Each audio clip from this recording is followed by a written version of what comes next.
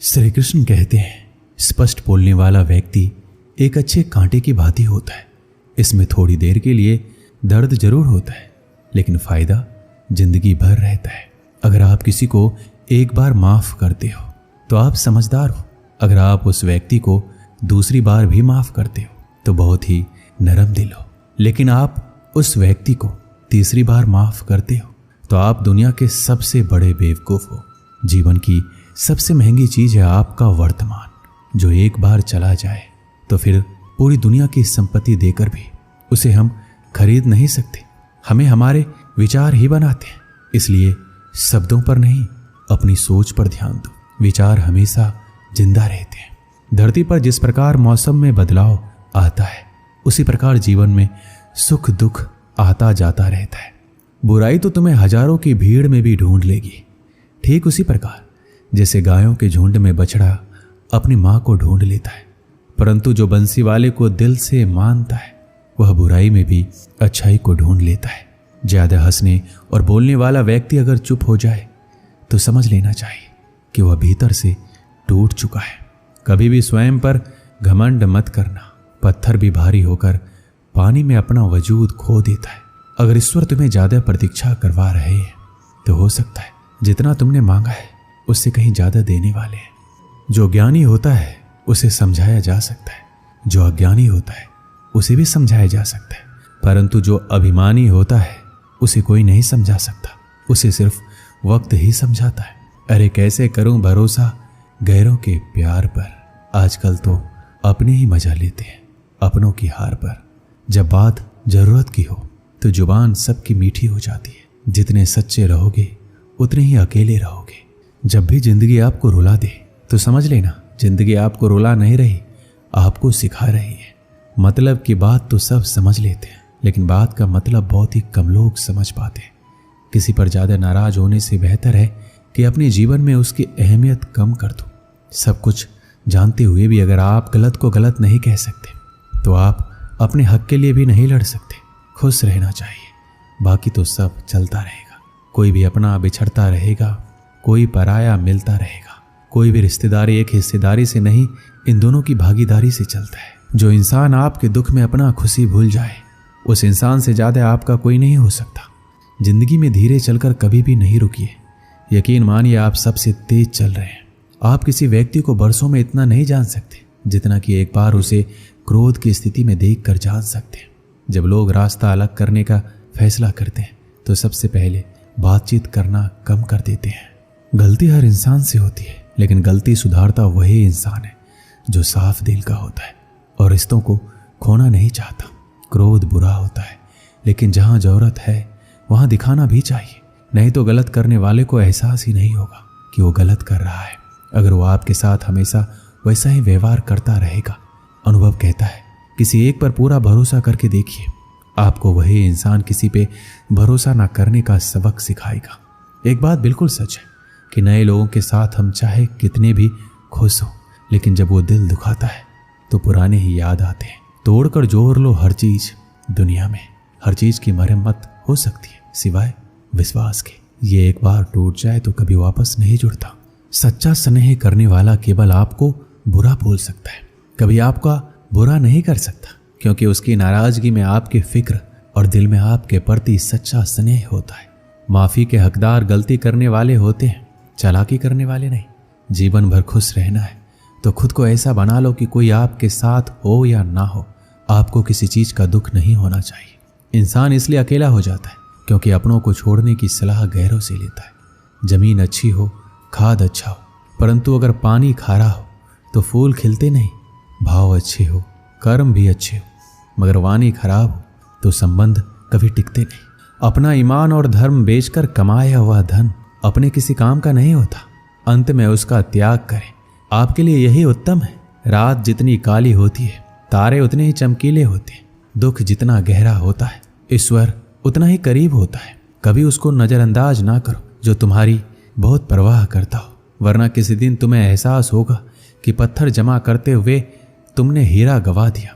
जितना आप जिंदगी में व्यस्त रहोगे उतना ही देखना मस्त रहोगे। बात कड़वी है मगर सत्य है। जरूरत पड़ने पर लोग बिना रिश्ते के रिश्ते बना लेते हैं। और जरूरत खत्म होने के बाद बने हुए रिश्तों से भी मुंह मोड़ लेते हैं। जिंदगी में मित्र और चित्र अगर दिल से बनाओगे तो उनके रंग जरूर निखर के आएंगे। जो समझ ना सके उसके साथ समझौता ना करो, इससे अच्छा अकेले रहो। कम से कम सुकून इस बात का रहेगा कि कोई है ही नहीं तो समझेगा कौन। आजकल लोग दिल से दी हुई इज्जत से खुश नहीं होते, दिखावे की चापलूसी करने वालों से गर्व महसूस करते हैं। भले ही जिंदगी में अकेला रह लेना, लेकिन जबरदस्ती किसी से रिश्ता निभाने की जिद मत करना। अगर आसमान वाले के साथ आपका रिश्ता अच्छा है तो जमीन वाले आपका कुछ नहीं बिगाड़ सकते। सांपों के दांत में, बिच्छू के डंक में और इंसान के मन में कितना जहर भरा है कोई नहीं बता सकता। किसी के बुरे वक्त में उसका हाथ पकड़ के सहारा दो, उसे हिम्मत दो, क्योंकि बुरा वक्त थोड़े समय में चला जाएगा, लेकिन वह आपको दुआ जिंदगी भर देता रहेगा। मनुष्य सुबह से शाम तक काम करके उतना नहीं थकता जितना चिंता और क्रोध के एक क्षण में थक जाता है।